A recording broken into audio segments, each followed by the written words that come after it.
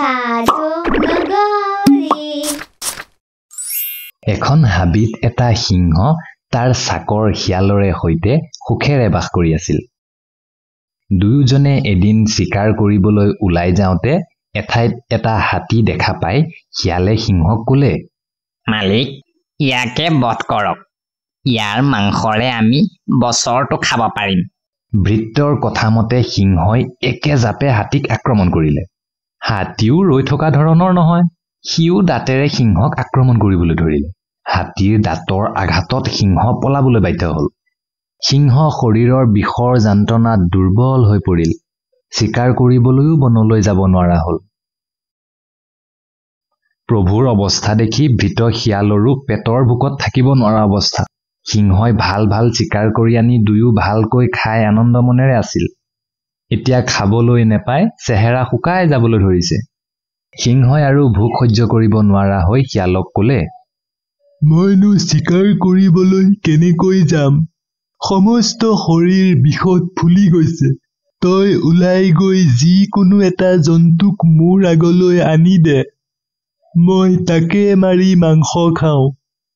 মালিক, আপুনি নিশ্চিন্তে থাকক, মই এতিয়াই ওলাই গৈছো।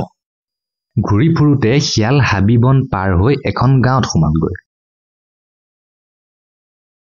তাত গৈ এখন জলাশয়ৰ কাষত এটা গাধক কোমল ঘাঁহ খাই থকা দেখি তাৰ ওচৰ চাপিলে আৰু শিয়ালৰ সেইটো জন্তু খুব পচন্দ হ'ল। গাধতকৈ বুৰ্বক আৰু কোনো জন্তু নাই, গতিকে সিংহ মহাৰাজৰ ওচৰলৈ ইয়াক সহজেই ফুচুলাই লৈ যাব পাৰিম। ইয়াকে ভাবি শিয়ালে গাধক ক'লে, মামা, কেনে আছা?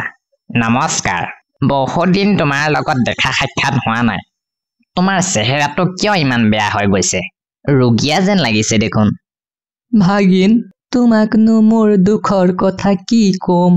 যি কৃপণ ধুবাৰ লগত আছো, ভালকৈ ভোক পলুৱাই খাবলৈও নাপাওঁ। মোৰ পিঠিতে কাপোৰৰ প্ৰকাণ্ড বোজাও যায়, খাবলৈ দিয়ে শুকান শুকান ঘাঁহ। বেমাৰী হৈ নাযামনে? সঁচাকৈ মামা, তোমাৰ অৱস্থা দেখি বৰ বেয়া লাগিছে। ব'লা মোৰ লগত, বনত খাদ্যৰ অভাৱ নাই। নদীৰ পাৰে পাৰে সুন্দৰ কেঁচা ঘাঁহ বহুত আছে। ব'লা ব'লা, আমি মামা ভাগিন একেলগে থাকিব পাৰিম। তোমাৰ প্ৰস্তাৱটো ঠিকেই আছে, কিন্তু মই হলো পোহনীয়া জন্তু। হাবিৰ বাঘ সিংহই মোক দেখা পালে ডিঙি মুচৰি মাৰিব নহয়। ভাগিন, এই শুকান ঘাঁহ আৰু পিঠিত বোজা লৈয়েই মই বহুত শান্তিত আছো। তুমি গুচি যোৱা, মই এনেকৈ থাকিম। শিয়াল হ'ল নাচুৰ বান্দা, যি ধৰিলে এৰি দিয়াত নাই। শিয়ালে আকৌ ক'লে,